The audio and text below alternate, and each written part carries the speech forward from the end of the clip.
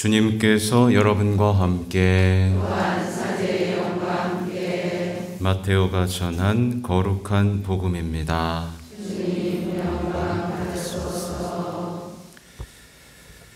그때 베드로가 예수님께 다가와 주님, 제 형제가 저에게 죄를 지으면 몇 번이나 용서해 주어야 합니까? 7번까지 해야 합니까? 하고 물었다. 예수님께서 그에게 대답하셨다. 내가 너에게 말한다.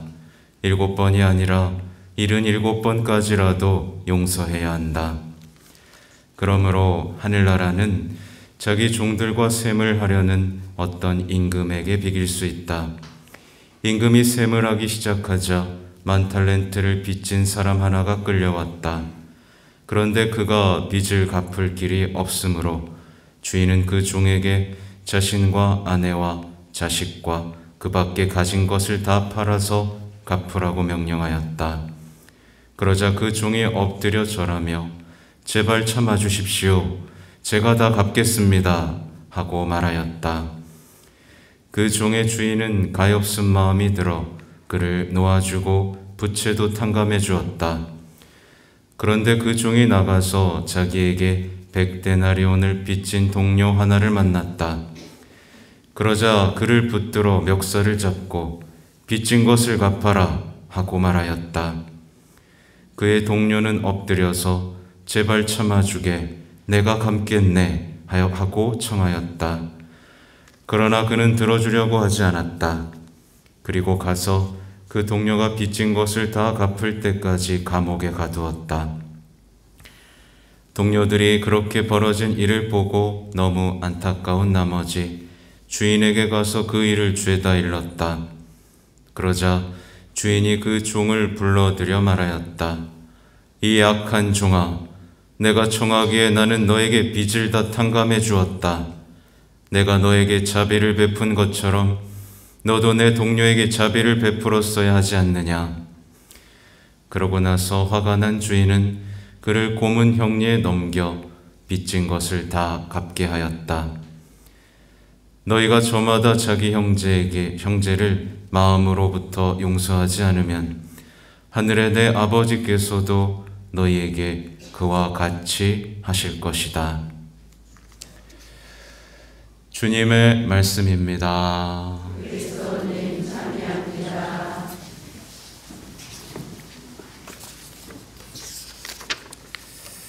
참 예수님. 마침 또 주제가 용서죠. 그러니까 신앙을요, 인간적인 것으로 끌어내리는 사람들이 있습니다. 심리적인 것으로 끌어내리는 사람들이 있고, 어떤 지식적인 깨달음으로 끌어내리는 사람들이 있죠. 말하자면 신앙을 인간적인 행복, 평화의 수단으로 이용하는 사람들이 있습니다. 이들이 공통적으로 겪게 되는 일이 있습니다. 평소에는 신앙의 여정을 아주 행복하게 잘 갑니다. 그렇죠? 남들보다 더 열심히 하고요. 남들보다 더 열심히 공부하고 봉사도 잘 합니다. 근데 용서라는 관문이 딱 앞에 놓이게 되면 멈춰서고 넘어지고 비명을 지르기 시작합니다. 그렇죠? 이들은 어떤 인간적인 자신의 행복과 만족감을 위한 용서를 시도하기 시작합니다. 행복하기 위해선 용서해야 되니까. 평화를 위한 용서를 시도합니다. 그러나 이웃들에 대한 분노의 불길로 타들어가면서 결국에는 하느님과 맞서는 순간으로 나아가기 시작하죠. 결국 이들은 이웃들에 대한 무관심과 증오의 덫에 걸려들고 맙니다. 그리고 이웃을 포기하게 되고 이웃에 대해 불평하는 것을 즐기게 되죠. 그리고 하느님을 향해 이렇게 묻게 됩니다. 도대체 제가 몇 번이나 용서하시면 만족하시겠습니까? 그리고 주님, 용서가 가능하기는 한 겁니까? 라고 따지면서 병들어가게 되는 거죠. 그리고 마침내는 어떻게 되냐면 신앙에서 용서하라는 말씀을 용서하지 못하는 사람이 됩니다. 네. 끝까지 용서라는 말은 내 신앙에서 제외시키려고 하죠. 난 미워해도 되는 사람이야. 내가 행복하려면 난 미워할 거야. 이렇게 말이죠.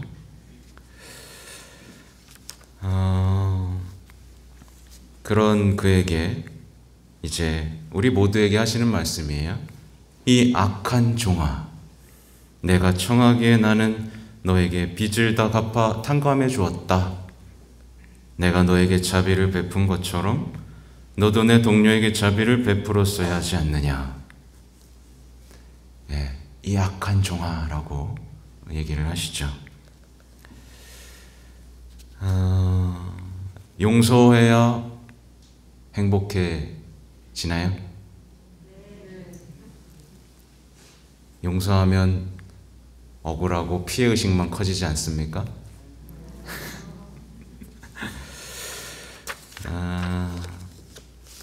우리는요, 사람들이 만들어 놓은 게 있어요. 행복해지기 위해서는 용서해야 한다. 네. 이 함정에서 벗어나야 됩니다. 실제로 행복해지기 위해서 용서하면 행복해져요? 별로 안 행복해집니다. 그 사람이 눈앞에 나타날 때마다 그 행복은 뿌리째 흔들리기 시작하죠. 또 착해 보이기 위해서 용서하는 위선도 벗어나야 됩니다. 내가 그래도 성당 다니는데 그래도 먼저 용서해야 되지 않겠어? 이렇게 되면 속병만 납니다. 그죠? 우리는 조금 더 예수님과의 관계 속에서 용서를 얘기해야 됩니다. 우리가 용서를 해야 하는 이유는 단순해요. 우리가 사랑하는 예수님의 일생이 용서하기 위해 시작됐고 용서로 맞춰졌기 때문입니다. 우리가 사랑하는 예수님의 일생이요. 용서하기 위해서 인간이 되셨고 용서하기 위해서 십자가 위에서 돌아가셨죠. 그래서 만약에 어떤 사람이 우리 다 예수님의 제자가 되려고 하는 사람이잖아요. 예수님의 제자가 되기를 원하는 사람은 용서하는 사람, 자비하는 사람, 자비로운 사람, 거룩한 사람이 되어야 합니다. 근데 용서가 왜 이렇게 힘들까요? 용서가 힘든 이유는요, 단순합니다. 용서하기 위해서는 결국 자기도 예수님처럼 죽어야 되기 때문에 그렇습니다. 그러니까 싫죠. 누가 자기 죽는 거 좋아하겠어요? 예수님은 자비롭지 않을 수도 있었습니다. 그죠? 네. 심판할 수도 있었습니다. 너희 나쁜 놈들 일로 와봐라. 근데 그들마저 용서하기 위해서 선택해야만 했던 길이 바로 십자가의 길이고 십자가의 죽음이었죠. 제가 이미 말씀드렸듯이 용서를 하려면 어떻게 해야 된다? 죽어야 된다. 근데 죽어야만 하는데 자꾸 죽는 흉내만 내는 사람들이 있습니다. 그러면 용서를 했는데 속병만 나고 효과는 없습니다. 왜 우리의 용서가 아무런 효과가 없을까를 생각해 보면 우리가 죽는 흉내만 냈다. 그래서 효과가 없는 겁니다. 억울함만 쌓이고 화만 쌓이고 그 누구도 변화되지 않습니다. 흉내만 냈으니까요. 근데 우리가 진짜 죽으면 어떻게 될까요? 우리의 용서는 죽음도 이기는 십자가의 승리가 됩니다. 바로 이 지점이에요. 우리의 용서가 효과를 내기 위해서는 정말 우리의 모든 것을 자신을 버리고 예수님을 따르는, 그러니까 여러분이 가고 있는 이 봉헌의 여정에서 비로소 용서가 완성될 수 있다.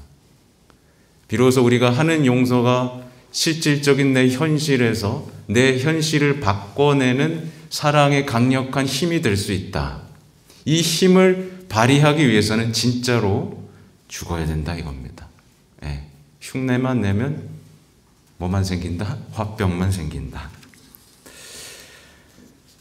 우리가 정말 예수님과 함께 십자가에 죽는 그 용서의 삶을 시작하면 세상의 죄를 없애는 삶이죠. 그때 비로소 우리는 부활신앙이라는 게 뭔지 알게 됩니다. 죽어야 부활을 하니까요. 근데 신앙생활 20, 30년 하고도 안 죽는 사람이 있습니다. 생생하게 더 살아나는 사람이 있습니다. 이런 사람의 특징은 자기 얘기를 많이 하죠. 내가 말이야. 나라는 얘기가 계속 나옵니다. 내 얘기 좀 들어주지 않겠어? 죽으면 부활신앙을 살게 되고 죽으면 예수님을 닮아가는 사랑의 불꽃을 피우는 사람이 됩니다. 많은 분들이요, 오늘 보세요. 이 사람은 자기가 빚진 거를 탕감해 줬는데 그걸 기억을 못 합니다. 그리고 자기에게 빚진 것들은 바득바득 받아내려고 합니다. 뭘 비유하시는 거예요? 예수님께 받은 용서를 기억하지 않고 나한테 해코지한 사람들은 어떻게든 하겠다는 그 어리석은 심성을 비춰주는 겁니다. 그러니까 많은 분들이 자신의 수고로움, 자신의 억울함만 기억하지 자신이 받은 사랑, 자신을 위해서 흘리신 예수님의 눈물, 피는 기억하지 못하는 겁니다. 관계가 이미 끊어진 거예요. 그러니까 용서하지 못하는 사람이 됩니다. 이런 사람들은 이제 왜 죄인들을 용서해야 되느냐 라고 납득할 수가 없는, 여기에 꽉 물려있게 돼요. 그죠? 왜 용서해야 됩니까 내가? 저 사람들 저렇게 나쁜데. 그러면서 이 용서의 상징인 십자가 앞에서 이웃들을 단죄하게 해주십시오. 이웃들이 변화되게 해주십시오. 라고 요구하는 사람이 됩니다. 근데 성모님을 어머니로 모신 사람들은 어떻게 될까요? 이들은 이제 용서하는 삶을 뛰어넘게 됩니다. 이게 바로 이제 파티마 성모님께서 말씀하셨던 건데요. 성모님을 사랑하는 사람, 성모님께 대한 참된 신심을 시작한 사람들은 이제 알지도 못하는 죄인들의 회개를 위해서 희생하기 시작합니다. 알지도 못하는 죄인들을 위해서요. 알지도 못하는 죄인들이 회개를 위해서 고통을 참아받고 모두의 구원을 위해서 기도하는 사람이 됩니다. 이때부터 나한테 잘못한 사람들에 대한 분노나 증오가 생길 수 있을까요? 이 사람에게? 없죠. 그리고 사람들의 죄 때문에 상처받은 예수 성심과 성모 성심을 위해 스스로 보속하는 사람이 됩니다. 앞서 나가는 거예요. 나한테 잘못한 건 괜찮아. 근데 예수님한테 잘못돼서 예수님이 아픈 건 난 못 참겠어. 그래, 잘못한 거 괜찮아. 근데 이들이 지옥에 가는 건 내가 못 보겠어. 예수님의 일꾼이 되는 거예요. 성모님의 일꾼이 되는 겁니다. 용서하실 수 있겠죠?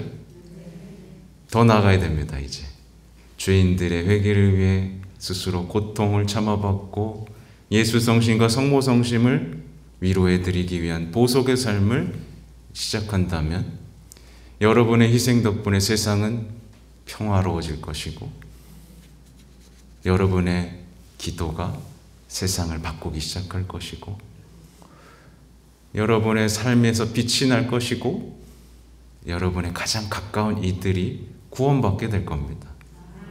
그렇죠?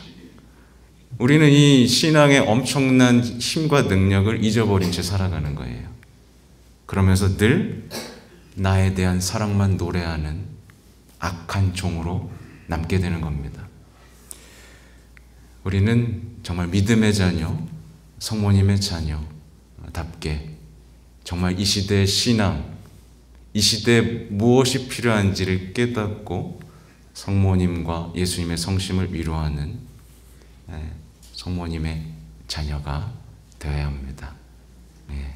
아멘.